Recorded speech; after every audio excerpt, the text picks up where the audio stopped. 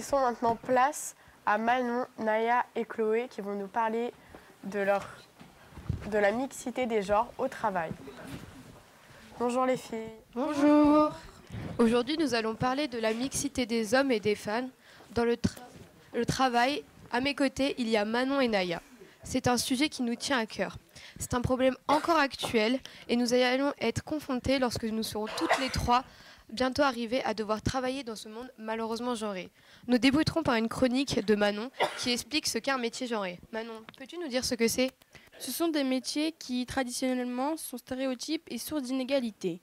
Bien sûr, il peut y avoir ce qu'on appelle une mixité de coexistence, c'est-à-dire la présence d'hommes et des femmes sur le même lieu de travail, mais occupés à des métiers, des fonctions ou des tâches spécifiques selon chacun des sexes. Par exemple, le transport des pièces lourdes privilégie les hommes, qu'on pense plus fort, alors que la manipulation plus soigneuse et délicate sont attribuées de préférence à des femmes. D'accord, mais dans ce cas, où sont les hommes ? Où sont les femmes ? Commençons par faire le point avec quelques chiffres trouvés sur Internet. Aujourd'hui, 82% des gens estiment que certains métiers sont associés à un genre. Parmi les métiers perçus comme féminins, on retrouve les professions de garde d'enfants, infirmière, aide médicale ou secrétaire réceptionniste. Ces stéréotypes sont cependant démontrés puisque, d'après une étude de Centre d'information et de documentation jeunesse, 88% des femmes travaillent dans le secteur des services et comme l'éducation, la santé, la petite enfance et l'aide à la personne. Quant aux métiers dits masculins, on retrouve en première place les chauffeurs routiers, les électriciens, les pompiers et les métiers des travaux publics. Enfin, on constate aussi que certains métiers ne sont pas particulièrement stéréotypés et pourtant, dans les faits, se féminisent ou se masculinisent. C'est l'exemple des métiers de la justice. Le poste de juge le moins féminisé est celui d'instruction, avec 50% de femmes, alors qu'il y a plus de 70% de femmes juges pour des enfants. Mais les mentalités évoluent-elles sur ce sujet ? Oui, mais très lentement. Aujourd'hui, encore 74% des gens pensent que le genre doit jouer un rôle dans le choix de la carrière. De même, 59% pensent que les femmes ne réussiront pas dans certains métiers et plus encore 60% pensent la même chose des hommes. Enfin, il nous reste à parler des inégalités.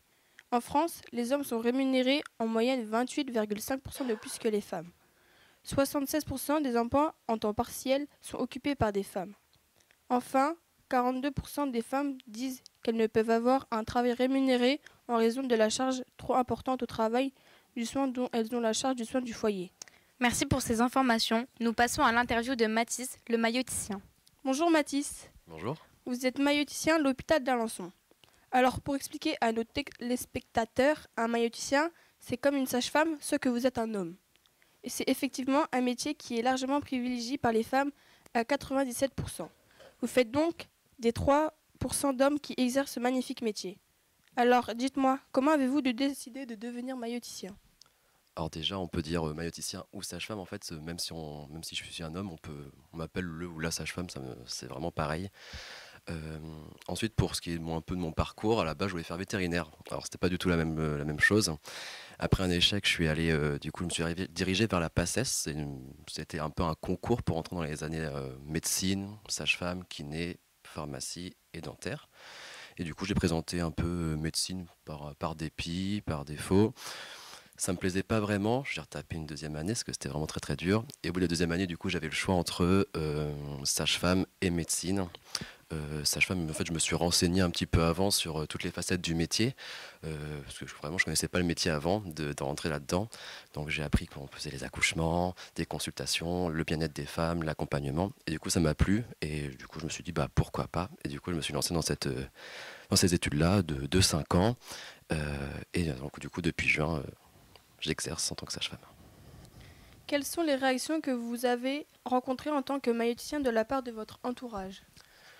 Dans le choix de mon parcours d'études, franchement, j'ai été bien accompagné. Que déjà, réussir à la PACES, ce concours de santé, était déjà quand même un peu une réussite. C'est vraiment un concours assez dur.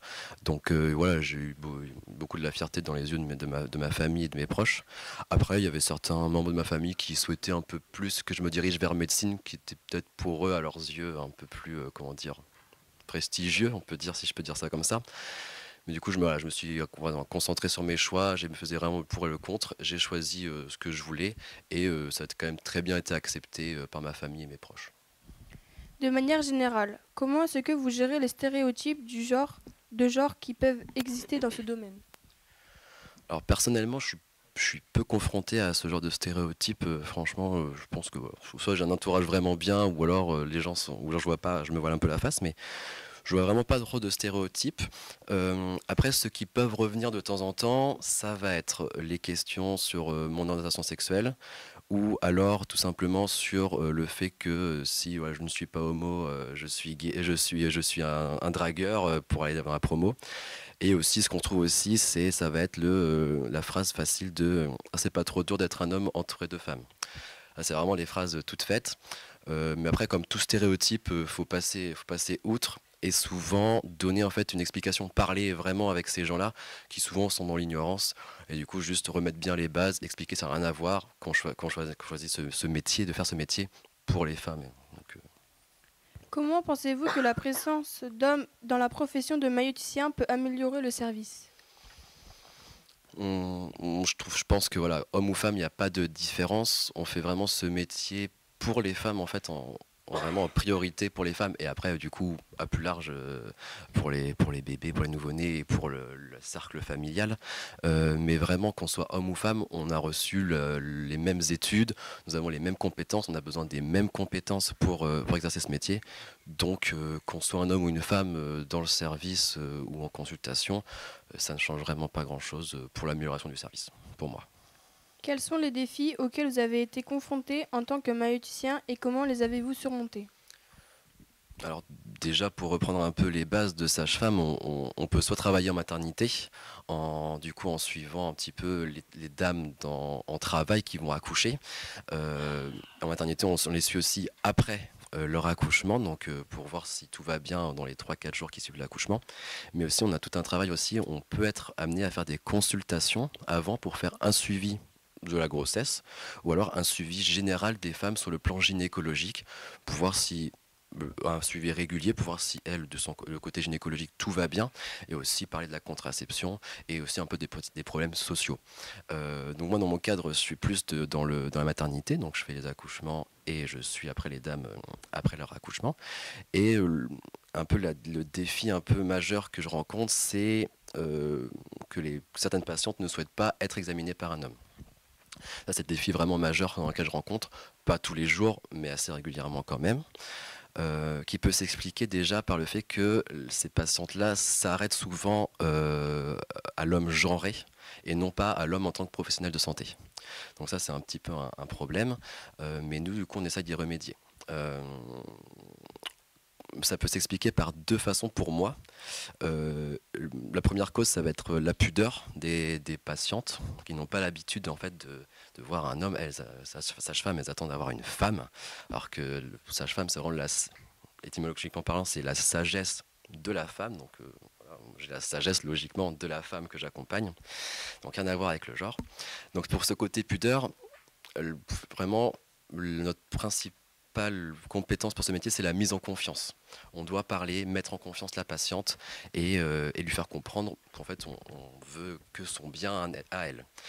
Donc la mettre en confiance et aussi respecter son intimité. Ça peut être tout bête, mais un examen, c'est voilà, on enlève le bas, retrouver la dame nue, ça peut être un peu compliqué pour elle. Donc juste mettre une petite serviette, juste cacher, c'est déjà respecter son intimité.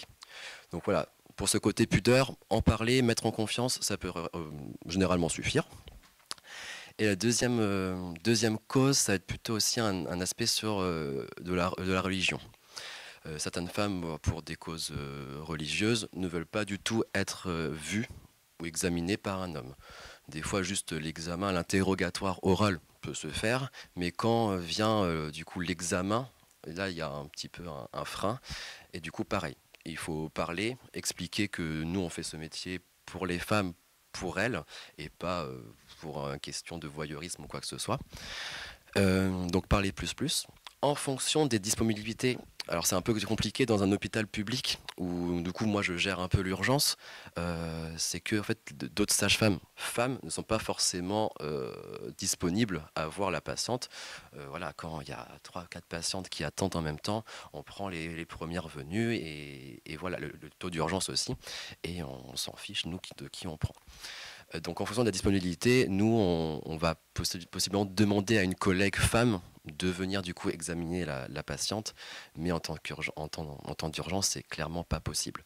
Donc malheureusement, si c'est pas possible et que la dame ne souhaite toujours pas être examinée par un homme malgré la mise en confiance et comment dire, les arguments multiples, on se doit malheureusement de la renvoyer vers un autre professionnel de santé dans un autre centre.